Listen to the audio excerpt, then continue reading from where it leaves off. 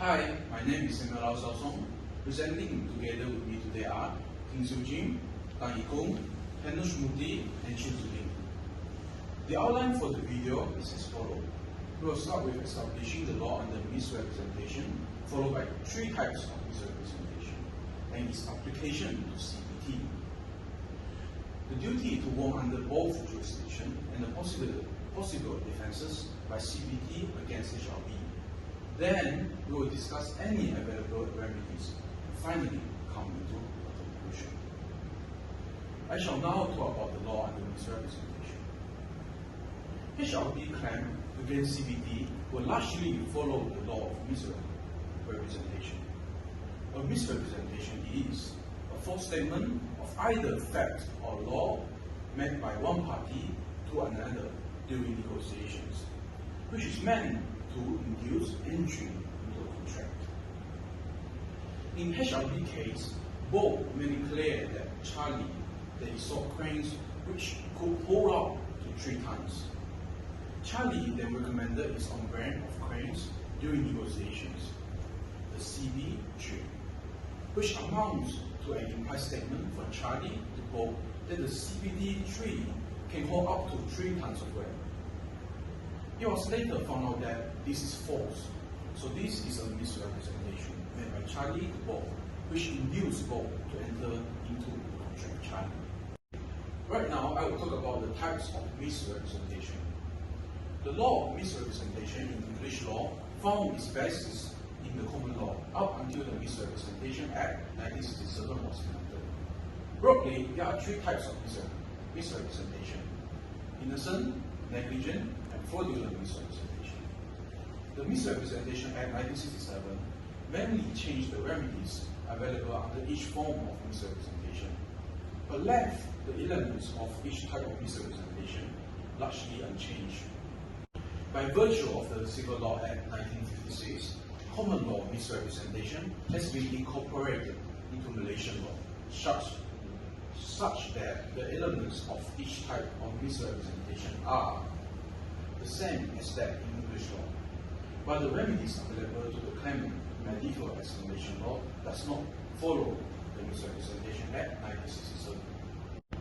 As such, we will lay out which type of misrepresentation it is that occurred in the negotiation, as this applies in the same way to both jurisdictions, and then elaborate on the remedies available under each jurisdiction. A fraudulent misrepresentation is one made by a person who either knows the statement is false, or does not believe it to be true, or is recklessly careless of its truth, and has either the intention to deceive the other party or induce them into a contract. Here we respect that Charlie never thought his representation to be false. Indeed, he based his misrepresentation on information available to him in the manufacturer manual, and believed in his truth the whole time. As such, we can rule out fraudulent misrepresentation. Moving on to innocent misrepresentation. An innocent misrepresentation is a false statement the maker of which believes to be true, and without negligence, has reasonable grounds for believing the statement to be true. And the false statement induces another party to enter the contract. Initially, Charlie made his misrepresentation to Bob with reference to the manufacturer manual. At this point, the misrepresentation was innocent. However, the manufacturer also sent Charlie an email clarifying the error in the manual. Yet Charlie still recommended the cranes to Bob as suitable for lifting weight up to 3 tons, right out to the signing of the contract. This suggests that Charlie had knowledge of the correct information but failed to disclose it, which weakens the argument for innocent misrepresentation. My name is Jim, and now I'll be moving on to the negligent misrepresentation. A negligent misrepresentation is a false statement that the maker honestly believes it to be true but has no grounds for representing it, and intends for the statement to induce another party to enter into the contract. According to the judgment in Hadley Byrne versus Heller and Partners, the defendant is liable for negligent misrepresentation only if the defendant carelessly makes a false statement to the claimant, reasonable to assume that the statement will be relied on, the false statement is relied upon and there is a special relationship between the parties. According to a law firm called Dillon Eustace, a special relationship will exist where the advisor knows that the other party is justifiable relying on him for his skills, expertise, or knowledge. HLB will need to establish that CBT made a false statement to Bob, that it was reasonable for Bob to rely on the statement, that HLB did indeed rely on the statement, and there was a special relationship between the parties. This is the most suitable type of misrepresentation according to the situation, as Charlie ought to have known at the time of signing the contract that the crane could not lift up to 3 tons, though he forgot this at the time which he misrepresented to Bob. It is also reasonable to assume that HLB would rely upon the information provided by Charlie in words or in the manual, and HLB did rely upon this false statement. However, the requirement of a special relationship need not be fulfilled for a claim in negligent misrepresentation if the parties instead had a contractual relationship between them, which exists between HLB and CBT. Besides, there's also a special relationship because HLB relied on CBT's skills, expertise, and knowledge. Overall, the claim should be brought under negligent misrepresentation because this is the most suitable type of the misrepresentation with the best remedies. Furthermore, I will be discussing whether there is a duty to warn under either jurisdictions. It may be argued that Charlie, that when he made the misrepresentation to Bob, he had reasonable grounds to believe in the truth of his implied statement. And considering omissions are typically treated differently to a positive actions, it might seem, at least initially, that the maker of the misrepresentation should only be held to be an innocent misrepresenter. However, based on the case law in both jurisdiction and Malaysian Contracts Act, there is a duty to disclose a change in circumstances where it changes the truth of the representation or it changes whether the maker believes the statements to be true. This position has been affirmed by Lord Blackburn in the case of Brownlee versus Campbell, in which he said, when a statement or representation has been made in the bona fide belief that it is true, and a party who has made it afterwards comes to find out that it is untrue, he can no longer keep up that silence on the subject after it has come to his knowledge, allowing the other party to go on upon a statement which was made at the time, but which he has not retracted when he has become aware that it can no longer be believed in. Hi, my name is Tanikun, and I will be continuing duty to warn under both jurisdiction section of this presentation. Under English law, in With and O Flanagan, the defendant made a representation to the claimant which was true at the time when he made the statement, but the statement subsequently became false and the defendant failed to inform the claimant of the change. The court held that the defendant was under a duty to disclose the change in circumstance, and so held the defendant liable for misrepresentation. Similarly, in Spice Girls and Aprilia World Service, the defendant was aware of a change in circumstance, but failed to inform the claimant of it. Subsequently, the claimant entered into the contract with a false understanding of the circumstance of the defendant, and when it was discovered, the claimant succeeded in their claim for damages under the Misrepresentation Act 1967. Whereas under Malaysian law, Section 18, subsection B of the Contract Act 1950, which provides for negligent misrepresentation, seems to suggest that there exists a duty to disclose a change in circumstance. Section 18, subsection B states that misrepresentation includes any breach of duty which, without an intent to deceive, give an advantage to the person committing it, or anyone claiming under him by misleading another to his prejudice, or to the prejudice of anyone claiming under him. Failure to disclose a change in circumstance could give an advantage to one party to the prejudice of the other. Applying this information to the scenario at hand, we can simply say that Charlie would owe a duty to disclose a change in his information to Bob, and as such, his failure to disclose amounts to a negligent misrepresentation made by Charlie to Bob.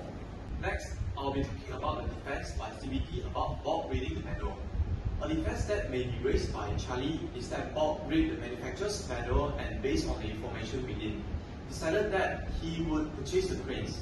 According to Edward and Small, where one party bases its information on something else other than the defendant's misrepresentation and enters a contract on that basis, the party is disallowed from claiming rescission for misrepresentation against the other party.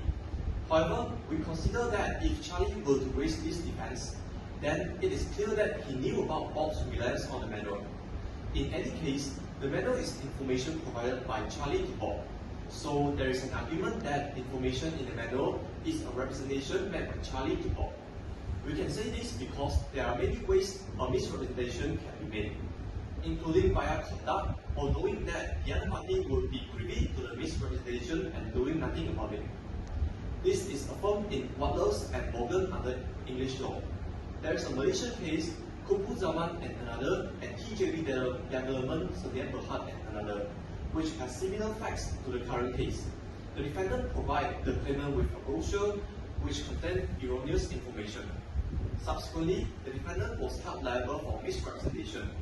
As such, if there is any error in the manual, it should be incumbent upon Charlie to make this error known to Bob. And in failing to do so, CBT should be liable in misrepresentation to Bob. Hi, my name is Tanush Murthy, and I'll be presenting on the remedies available for negligent misrepresentation under English law. Under English law, the remedies available for a claim in negligent misrepresentation are rescission of the contract and award of damages. A rescission is a remedy aimed at restoring parties to their original positions from before the contract was formed. These remedies can be sought together. Firstly, HLB should look to rescind the contract with Charlie. The effects of the rescission would be that HLB would have to return the 2 claims to CBT, and CBT would return the £100,000 HLB paid and deposited. Furthermore, with rescission of the contract, HLB will no longer be held liable for the remaining £250,000 previously payable to CBT. In addition to rescission and recovering the £100,000, HLB may wish to seek damages for the £500,000 paid to WLC for destroying the glass roof, as well as the £1 million in lost profits. For these sums, the most suitable remedy will come under Section 2, subsection 1 of the Misrepresentation Act 1967, which accords better remedies to the claimants in the cases of non-fraudulent misrepresentation compared to the common law. Under this act, where a person has entered into a contract after a misrepresentation has been made to him by another party thereto, and as a result thereof, he has suffered loss, then if the misrepresentator would be liable to damages in respect thereof had the misrepresentation been made fraudulently.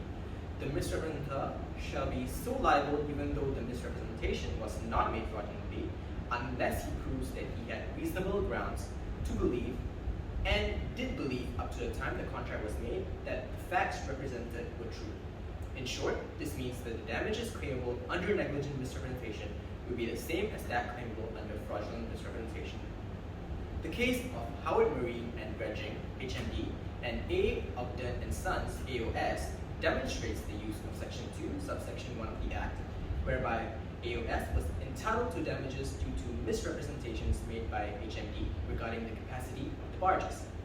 The principle was further established in the case of Royston's Trust Limited and Rogerson, where it was decided that the word "so liable" in the Act means the representator is liable as he would be if the misrepresentation was made fraudulently, and therefore the innocent party is entitled to recover all the losses which it suffered as a result of entering the agreement, even if the losses were unforeseeable, provided that they were not otherwise too remote.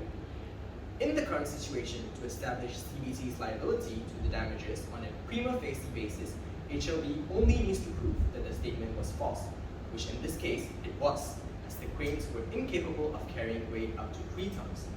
The burden then shifts to CBT now to prove that they had reasonable grounds to believe that his representation was true, since Charles, who was representing CBT, received an email from manufacturers stating that CBT3 cranes can only carry 1 ton instead of 3.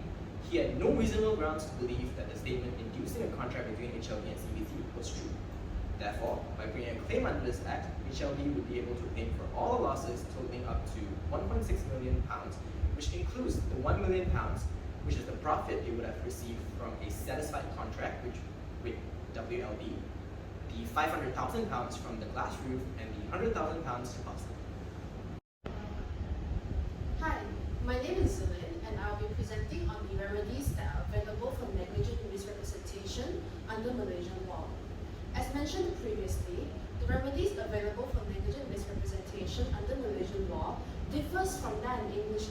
Because Malaysian law does not follow the Misrepresentation Act 1967, nor does it have any statutes or similar provisions.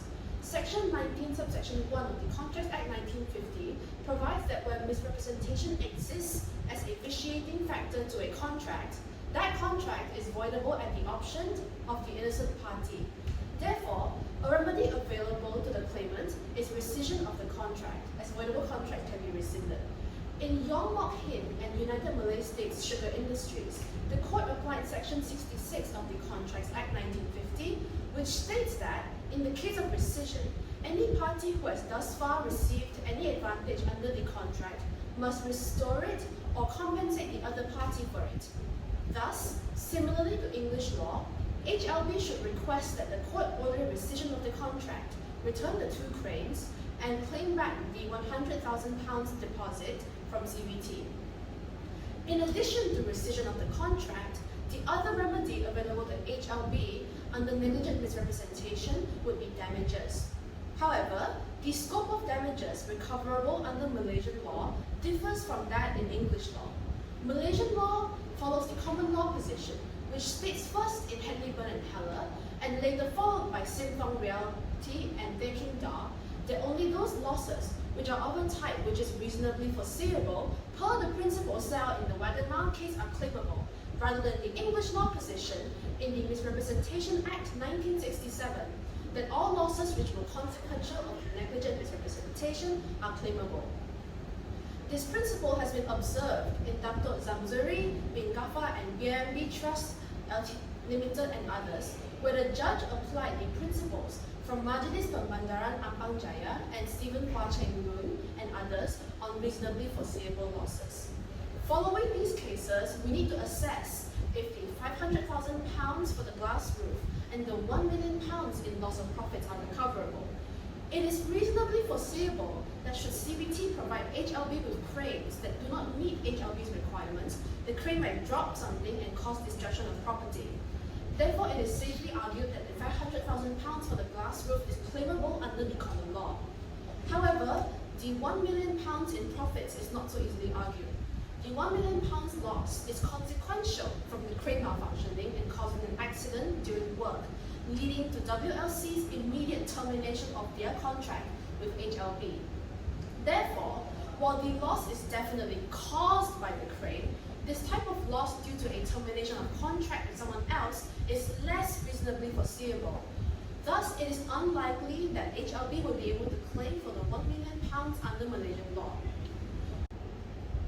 In conclusion, CBT has made a negligent misrepresentation to HLB, thereby causing various types of losses. However, the losses claimable under the 2 jurisdictions differ. Under English law, HLB would be able to claim for all the losses, totaling to £1.6 million, whereas under Malaysian law, they may only claim for £600,000 of the total losses. This is the end of our presentation. Thank you for listening. Bye bye. Where's your bye bye?